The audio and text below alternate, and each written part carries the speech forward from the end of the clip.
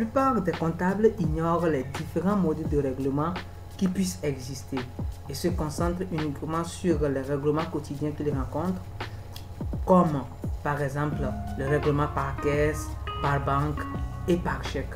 Et d'ailleurs, est-ce qu'il arrive vraiment à bien traiter un règlement d'un client par chèque?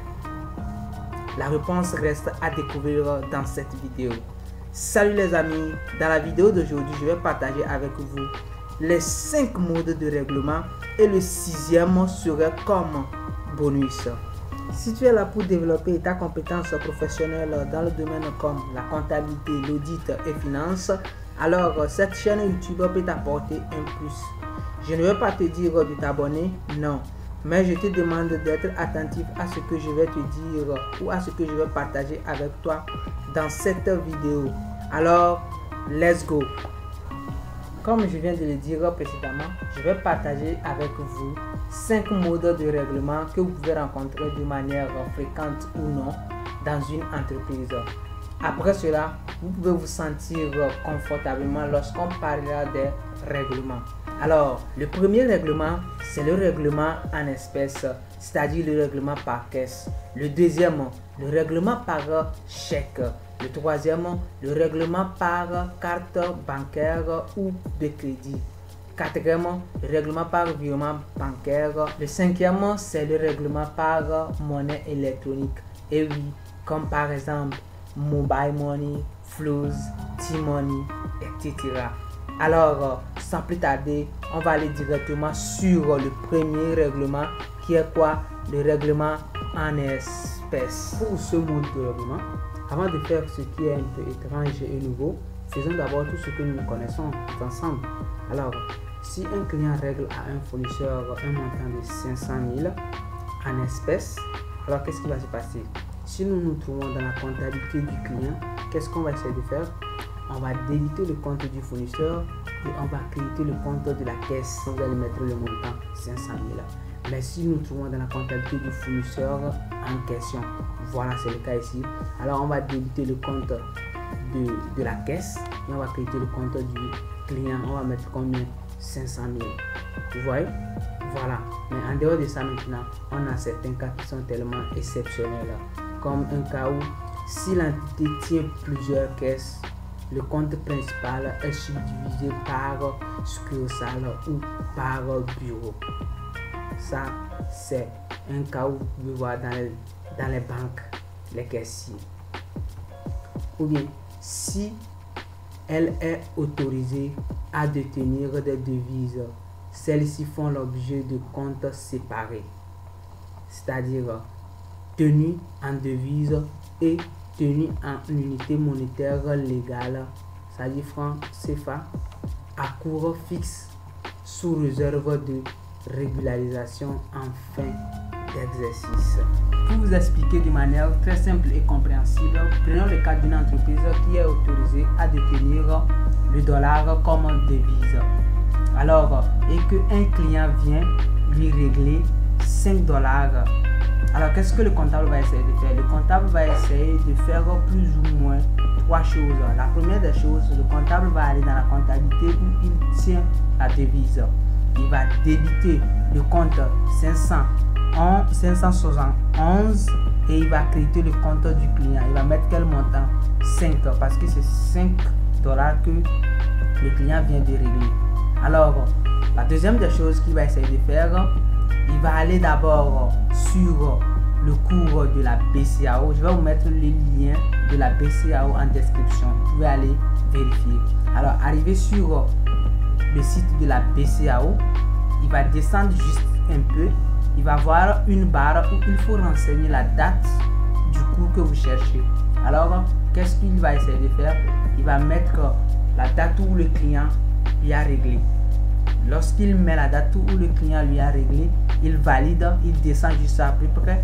Il va voir quoi? Les cours ou bien les cours des devises, des différentes devises sont alignés. Dollars, euros, livres, ainsi de suite. Alors, qu'est-ce qu'il va essayer de faire? Il va vérifier la partie dollar et il va voir 1 dollar est égal à combien de CFA. Vous voyez? Alors, si par exemple 1 dollar est égal à 650 de francs CFA, Alors, il revient maintenant, il va dans la comptabilité où il tient les monnaies légales comme franc CFA. Il débite, il fait même chose, il passe même opération. Il débite le compte 571 et crédite le compte 4111 et il va mettre quoi? Quel montant il va essayer de mettre? Et voilà, il va prendre le cours qui est 650 fois 5. Vous voyez? Et c'est le montant là qu'il va essayer de mettre. Et c'est avec ça qu'ils vont essayer de calculer quoi? Le résultat, le bilan et tout. Mais bien avant tout ça, à la fin de l'exercice, la troisième des choses qui est très capitale que le comptable va essayer de faire, compte tenu de quel principe? C'est le principe de prudence. À la fin de l'exercice, le comptable va faire quoi? Va prendre soin d'aller encore sur le cours ou bien sur le site de la BCAO pour voir maintenant, dès aujourd'hui où on clôture l'exercice, le cours est à combien. Si par exemple, si le cours essaie d'augmenter, il ne fait rien. Mais si le cours a diminué, il va essayer de faire quoi? De faire la régularisation. Vous voyez? Donc c'est juste cela. Alors lorsqu'on fait un règlement, on débite.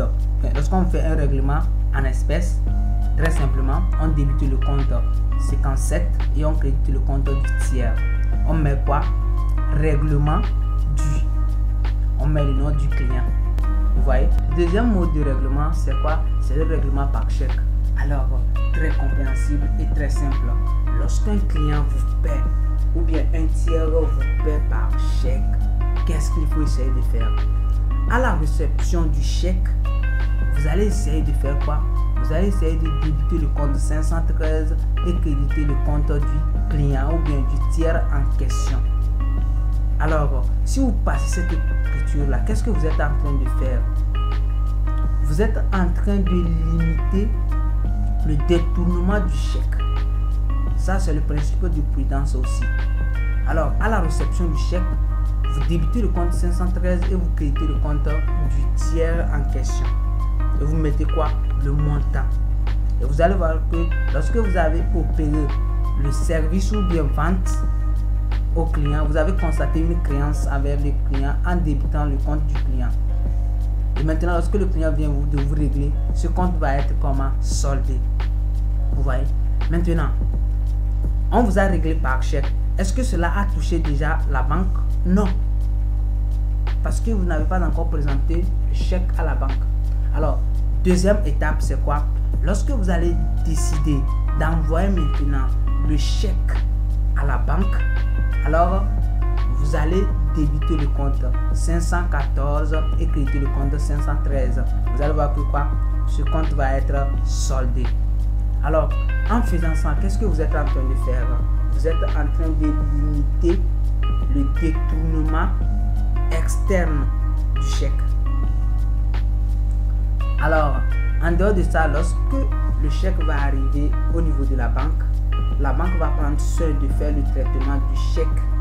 Lorsque la banque va faire le traitement du chèque et que vous allez recevoir avis de crédit, ce qui veut dire qu'on a déjà positionné l'argent dans votre compte, là, votre banque sera maintenant et proprement débitée. Ce qui veut dire que vous allez débiter le compte 521 ou bien 531 qui est égal à quoi? Un compte de banque ou 531 qui est quoi? Établissement financier. Et vous allez créditer enfin le compte 514 qui est chèque à l'encaissement. Là, vous avez reçu quoi? Réception de l'avis de crédit. Vous voyez?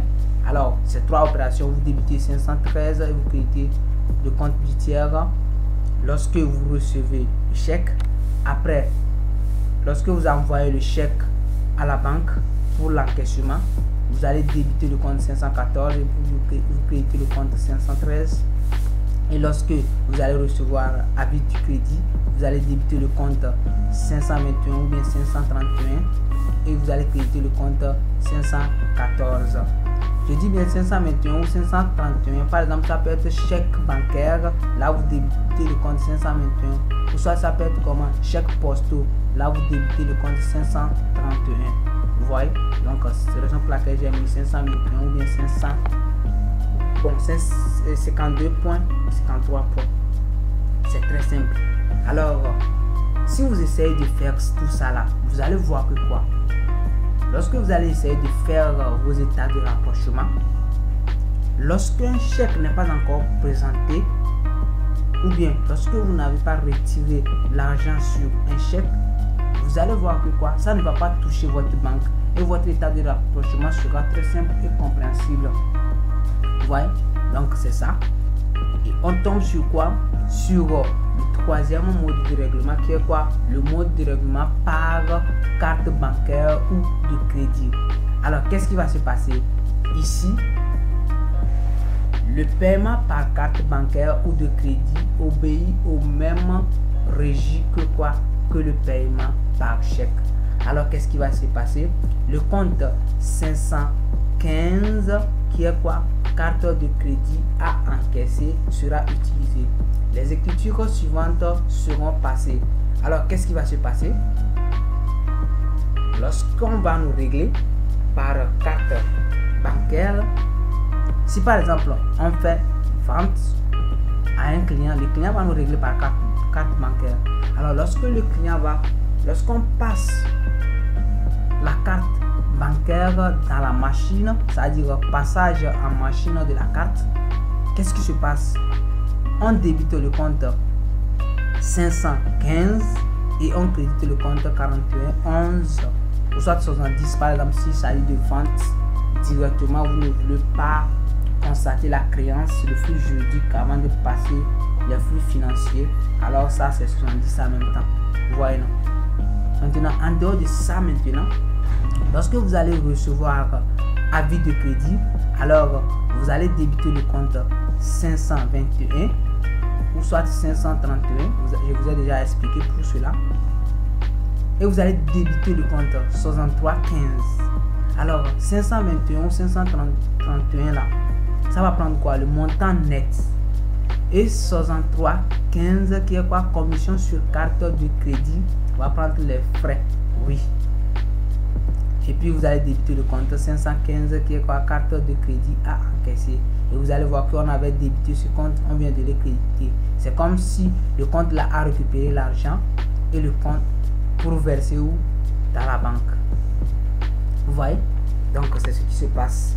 Maintenant, le troisième, ou bon, c'est le quatrième ça, qui est le règlement par virement bancaire. Ici, ça c'est un cas très courant que vous le savez.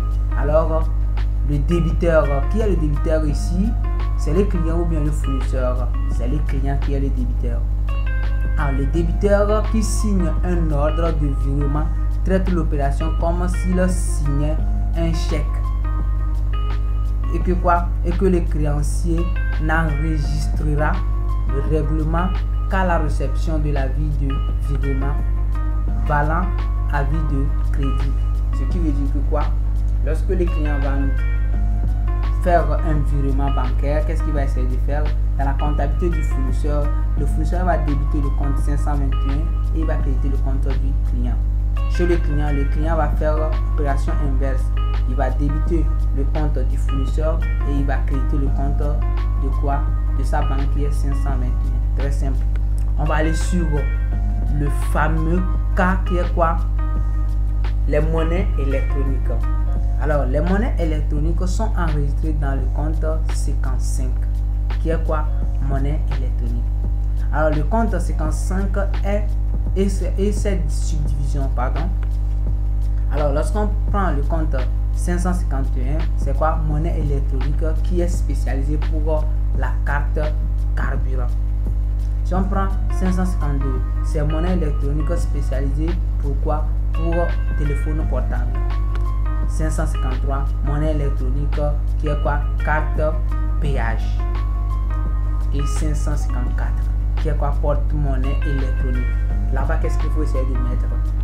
Flouz, T-Money, Mobile Money, Orange et tout, c'est ce qu'il faut mettre. C'est ici, il faut mettre, c'est dans ce compte 554. Et le compte 558, comme vous savez, si 8 est en troisième position, c'est quoi? C'est autre. Ouais, c'est ça, on a dit autre monnaie électronique. Notez bien, très capital. Pour tout chargement, et paiement par instrument de monnaie électronique, l'entité doit réclamer un justificatif pour l'enregistrement des écritures. Par exemple, si on vous paie par Fluze, qu'est-ce que vous allez essayer de faire? Vous allez réclamer quoi? Un élément justificatif pour passer les écritures. Même si c'est capture d'écran, on va essayer de faire. Vous allez essayer de faire cela et puis photocopier. Maintenant, alors dans ce cas, lorsqu'on nous paie par les monnaies électroniques, qu'est-ce qui va se passer? Ici, on a 3 cas à régler ici. Le premier, c'est quoi?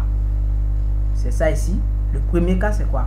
Lorsqu'on va essayer de payer, avant de payer, nous devons charger notre carte. Ça, c'est normal. Alors, qu'est-ce qu'on va essayer de faire? On va d'abord charger notre carte avant de payer. Alors, le chargement de l'instrument de monnaie électronique se fait par une sortie de fonds par chèque ou par la caisse comme suite. Alors, vous allez faire sortir l'argent pour pouvoir alimenter votre instrument de monnaie. Alors, si c'est ça le cas, on débite le compte 55 et on crédite le compte de quoi? Le compte 552.53 ou bien caisse. Voilà. Ça c'est banque, ça c'est établissement financier assimilé, ou soit ça c'est quoi? Ça c'est caisse. Et vous allez mettre quoi? Le montant dont vous avez pris pour charger. Alors, si vous chargez en même temps votre instrument de monnaie électronique, il y a des frais que vous allez supporter. Comment vous allez comptabiliser ces frais-là? Alors, les frais éventuels relatifs au chargement de l'instrument de monnaie électronique sera enregistré de la façon suivante. Et oui, vous allez débiter le compte du service extérieur qui est 63,17 frais sur instrument monnaie électronique. Vous allez mettre le montant du frais et vous allez encore créditer le compte de quoi? De banque ou établissement financier assimilé ou caisse. Maintenant, votre compte ou bien votre instrument de monnaie électronique est chargé. C'est ça? Alors, vous allez essayer maintenant de faire vos règlements. Le règlement, qu'est-ce qui va se passer? Les règlements ou les transferts de fonds par instrument électronique entraînent les écritures suivantes. Alors, lorsque vous allez régler maintenant votre tiers, par exemple le fournisseur en question, vous allez débiter le montant, vous allez débiter le compte plutôt du fournisseur et vous allez créditer quoi? Le compte de quoi? De l'instrument de monnaie électronique et vous allez mettre le montant. Vous allez dire, suivant le paiement du fournisseur, vous mettez le nom. C'est pas belle la vie, mais c'est pas belle la comptabilité. Nous sommes déjà presque à la fin de la vidéo, mais c'est quoi? Question pour un champignon. Oui, une petite question. Vous-même, vous le savez, dans le cas pratique, lorsque deux comptes de trésorerie veulent se rencontrer, on utilise un compte de virement de fonds, c'est-à-dire virement interne. Alors, la question pour un champignon, c'est où? C'est à ce niveau. Voilà. Est-ce qu'ici, à ce niveau, est-ce qu'on va utiliser le compte? Je parle d'un cas pratique. Est-ce qu'on va utiliser le compte de virement interne? Point d'interrogation. Deuxième question aussi, ça va de même question que quoi? Que cette partie. Voilà. Cette partie. Ici. Deux comptes de trésorerie qui viennent de se rencontrer. Est-ce qu'on va utiliser le compte de virement de fonds? Mais ça, le compte de virement interne qui est quoi? 585. Point d'interrogation. Alors mettez ça en commentaire ce que vous en pensez et on va essayer de discuter là-bas. Et pour terminer, le grand bonus c'est quoi? Le 6e mode de règlement dont je vous avais parlé, qui est quoi? Le mode de règlement par les effets de commerce. Alors ici ça serait quoi? Question pour un abonné ou une abonnée. Ça ne sera plus une question pour un champignon. Tu as déjà répondu les questions pour un champignon dans les commentaires. Maintenant c'est question pour un ou une abonnée. Alors ma question, est-ce que vous aimeriez bien que je partage avec vous dans les prochaines vidéos comment est-ce qu'un client peut prendre un effet de commerce pour régler à son fournisseur? Tout cela, si vous voulez en savoir plus sur comment il faut comptabiliser, comment ça marche, comment on négocie un effet, comment créer un effet, comment accepter un effet, Bref, tout cela. Si vous voulez en savoir plus sur cela, mettez ça en commentaire et moi, je vais faire cela pour vous. Et on se dit à bientôt pour les prochains tutos.